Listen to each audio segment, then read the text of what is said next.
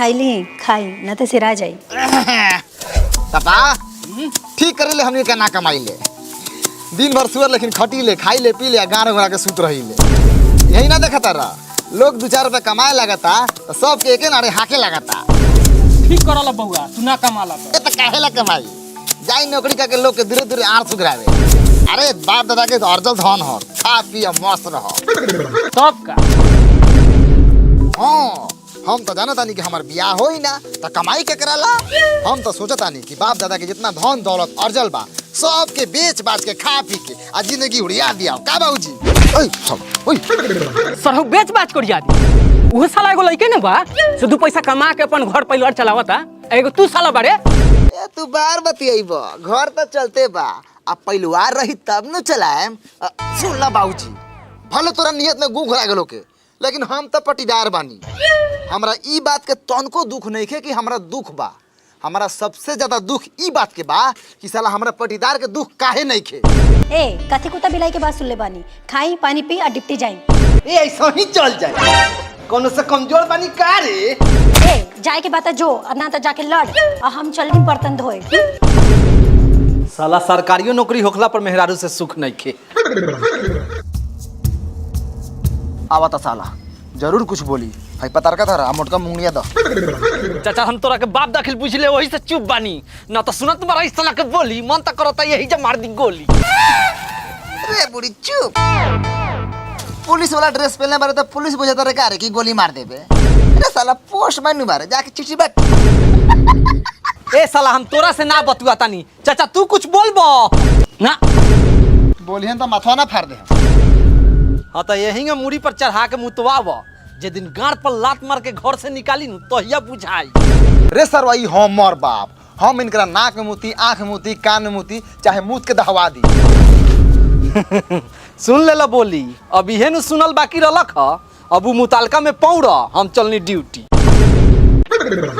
तू कुछ ज्यादा ना बोलई तले ए मर्दे तू हमर बाबा रा क्यों कर ना तोहर तो हम तोरा के घर में बंद करके हाथ गोर छटका मटका के तूर तार दी दोसर सर का बोली दोसर को एग्जांपल न रहलौ का ना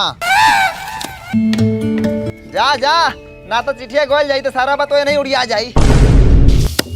दिन भर काम करत करत 1 मिनट देह के चैन नहीं खे आ ई बुढ़वा के फरमाइशी बा 3 किस्म के तरकारी रही त खाई ना त ना खाई।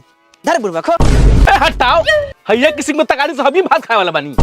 ए खाए के बाद त खाई ना खारा ना करी। हम नखरा करतनी तोरी बहिन के दिन भर कमाई या गान माराई हम आ तोरा 2-3 किस्म के तकारी बनावे बाप दादा याद होता रे। ए सुन न बुढ़ाट बाप दादा पर मत जो ए काहे ना जाई रे। हां त इहेनु बाप दादा पर गेला लका कि मीना बाजार में धोती खोल के लंगटे मरले रहसन। ए उ दिन दोसर रहे अब कह दिया कहीं धोतिया में पकाल का बरौ खा लियन स। अच्छा खाली बातो बाबूजी के मुंह पर ना कहनी ना त मार लात के मुंह में गुह गिरा देतन। अपन इज्जत अपने बच्चा के ना रखी त ई बूढ़ा घर में भौजाई बना के रखी। जल्दी खा के छिपा खाली करी कुत्ता के ही में खियावे के बा। खतरी बहिन कुत्ता के छिपा में भुजिया भात तोरी बहिन के चिन्हा देलू अपन जात जो तनी दाल लेके आओ दाले से खींच दी। ए दाल ना खाई तनका दाल दर के रखले नहीं त माई के ऑपरेशन भेलै त नैहर दे नहीं। नैहर में पेट चिराई आ दाल इहमे से जाई उहाँ से झड़ल झाट ना आई। हम तो कह दिए बपुओ से हाइड्रोसिल इहमे आके चिरवावे के सेवा पानी एतै से रही। हाँ त रही ना भतार के कमाई हम अपन कहीं लुटाई। आनु शुक्र मनावा कि हमरा बेटा के मेहरारू बारू हमर मेहरारू रहतु नु तो लुगा में हगा हगा के मरतु। चाचा प्रणाम। हाँ खुश रह रउओ के प्रणाम। समाचार लेवे आ रहा प्रणाम पाती हो गेलो के तो निकल। ए हम समाचार लेवे आई उहो तोहर लइका तोहर चिट्ठी भेजले और उहे देवे आइल बानी। आई धारा लइका चिट्ठी भेजले बा ना स्कूल के मुंह देखलक ना गार चिट्ठी कैसे लिख लेलक। उ स्कूल के मुंह ना देखलथिन त का रउआ कौन निमन बानी रउआ तो लिखला और घिच पत्थर बानी। ए जी सुनते हैं रउआ पढ़ के सुना दीजिए ना।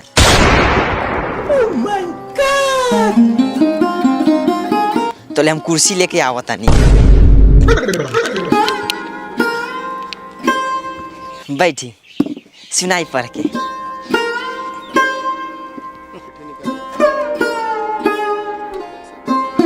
मेहरारू प्रणाम। बहुत खुशी के साथ चिट्ठी लिख रहल बानी। यहाँ के सब समाचार ठीक बा आ भगवान से प्रार्थना बा कि उन्हों के समाचार ठीक होई। बाबूजी के हमरा तरफ से हाय कही ह। जा हो तोरी बहन के बेटा, हमरा के हाया मेहारू के प्रणाम। बिया होते बाप के लाड़ चटवा देला। आगे रहुआ पढ़ी। जब से यहाँ आयल बानी एको पल तोहरा बिना दिल ना लागता। हरदम मन घुचुर घुचुर कैले रहेला, लेकिन फुचुर फुचुर क के बर्दाश्त कर लेवता। आगे बस कुछ दिन और रानी बर्दाश्त कल। बाबूजी के मरे के इंतजार बा, ओकरा बाद तोरा के अपना लगे बुला ले। ए बाबू, कहना दे पतोइया के नटी पर लाधा के मुँह आ देबो, लार पपा ने चल जाई। लइकावा सुनत हो कि बोला तारा? सुना, 5000 रुपया तोरा ला मनी ऑर्डर कर देले बानी। ओमे से 100 गो रुपया बाबूजी के दे दी ह। पिछला महीना सासू माँ खबर भेजवैले रही कि पतोह के लइका भेल बा, फेंसा खाए आवे के बा, बकरी बियाल बा। आगे का लिखी, लिखे के तो बहुत मन बा, लेकिन ना लिखो। चिट्ठी लगातार रोज जात रही। रउअर प्यारी गीता कुमारी। जा हमरा तो कुछ लिखबे ना कल थी। तो ओबेर सही लावरा लहसुन हिंग आदि केकरा ला लिखा रखा? हमरा ला। जो घर में। ठीक बा चाचा, हम चली ले हैला चिट्ठी।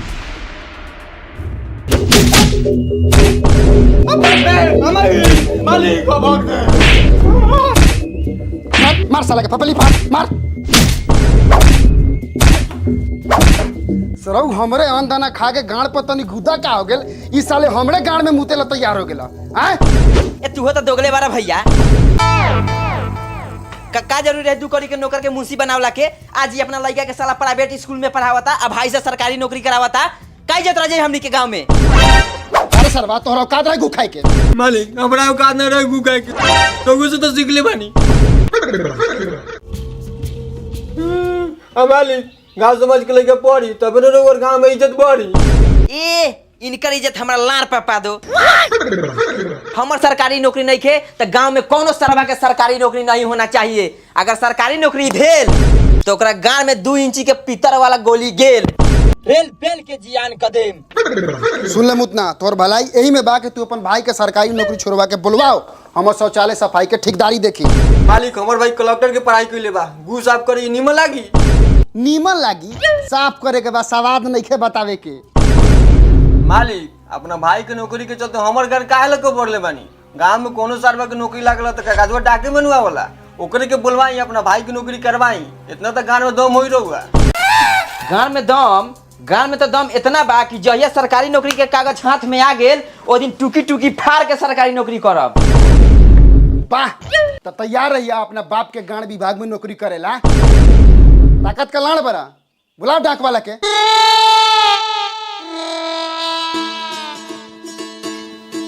मालिक प्रणाम। कहीं ना मालिक, कैसे याद करनी है? ए तोरा के याद तो हमर हगल ना करी। भाई के सरकारी नौकरी करे के जिद तोरा के यहाँ बुलाए पर मजबूर कैलक ह। अच्छा तो कहीं ना हम का सेवा कर सकीले? गांव में जितना भी सरकारी नौकरी होखेला ओकर कागज तोरे लंग आवेला। हाँ मालिक। ओमे से एगो हमरा भाई के नौकरी दे। मालिक ई कोनो गाड़ उठा के खेत में हगे के नहीं खेनू कि लुंगी उठानी या लद लद हग देनी। कहीं भाई के तैयारी करेला, फॉर्म भरेला, तब न सोकर सरकारी नौकरी होई। जवन साले कह दियन फॉर्म तॉर्म भरेला उनकरा मुंहे में हम मुत दे हम। मालिक ऐसे मुहे मुहे मुतला से नौकरी नहीं खे मिले वाला। जब झोरी में झांट ना रहे तो सराय में डेरा लेवे के ना सोचे के चाहिए। अच्छा रउआ माना नहीं कि ना कि रउआ भाई लड़ चटबा। ए साला फाटल जंगिया में झुरल झाट। ए छोटका ए, आगे बोल। आगे कथी बोली? रउआ मान लेनी रउआ भाई लड़ चटबा, बात खत्म। साले तो बोले है, मार साले को, मार। तो बोले है, मुआ दे। बोल।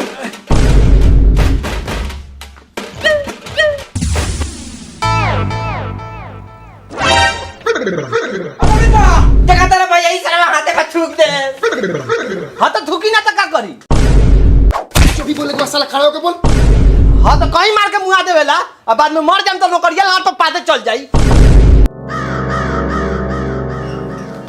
मालिक काला उठता तू गाँव में ले ले मानी सोई में सरवा मोर दी तो नौकरिया कौन दी? ए बहुत भेल चुदुर बुदुर, हम कौनो हाल में अपन भाई के गांड सरकारी नौकरी के कुर्सी पर देखल चाहतानी। बोल का कहता रे? ठीक बा, हमरा के कुछ दिन के टाइम दी, जैसे ही नौकरी आवता हम आके रहुआ के थमा दे। कथी रे? नौकरी के कागज। बाकी भैया हमरा के पे विश्वास नहीं छे। ए नइखे त ना कर, मालिक सुतला पर रहुआ मुंह में कुत्ता मुतले रहे तो ई बात के विश्वास हम ही रहुआ के दिलैले रही। अब ऐसे बड़का विश्वास के बाद का होई? हमरा एकरा पर पूरा विश्वास बाटे, बाकी जाना था कि गद्दारी करे के सजा हम कैसे दिले। ठीक बा मालिक, चली ले, प्रणाम। ए जो जो सकल पदार्थ यही जग माही, नौकरी लाड़ ना टोपिए चाही। ई सरवा केकरा के कहलक हो? तो ठीक बा। ओ भाई छोड़ दो भाई, ओ गलती ना कर भाई, अब किसी ना दे मोबाइल, ओ अरे बाप रे बाप, ओ हो। साले एकरा बाद हमरा घर के आसपास दिखाई दे देलानु, कसम खुले आसमान के काट देम सरहु। साला भाग धोगला चोद। चलो भैया, ठीक बढ़ हो गेल बा।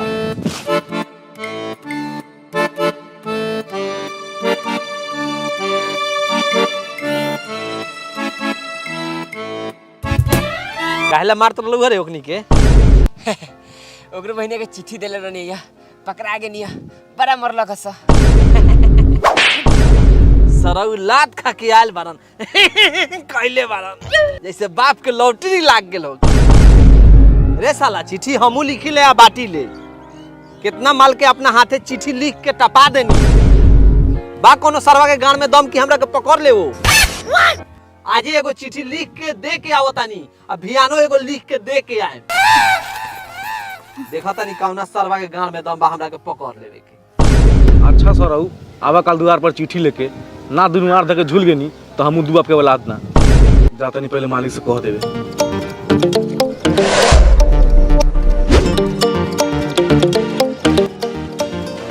लियो मालिक पानी पियो।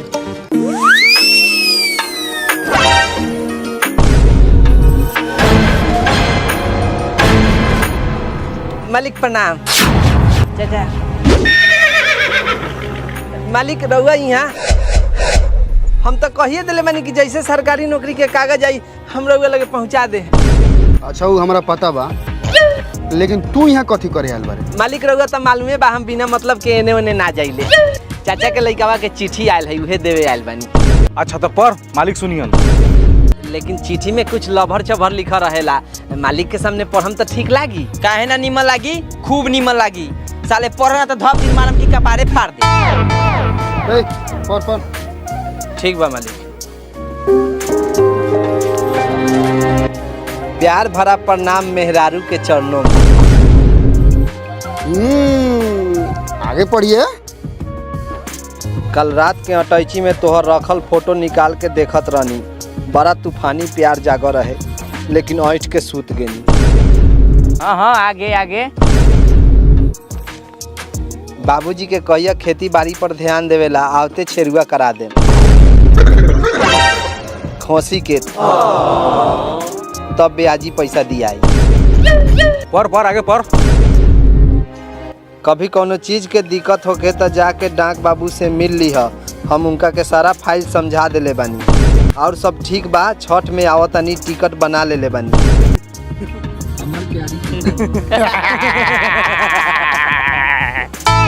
अच्छा बउगो, तनी लास्ट वाला लाइन में एक बार और पढ़ दे।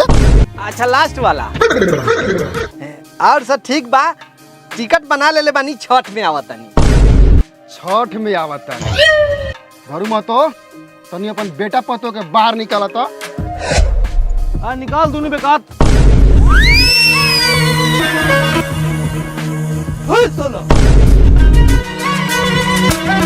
का बउगो, लइका तो छठ में आवत लख, ई के ह? तोर बाप के गाड़? मालिक का ना है कि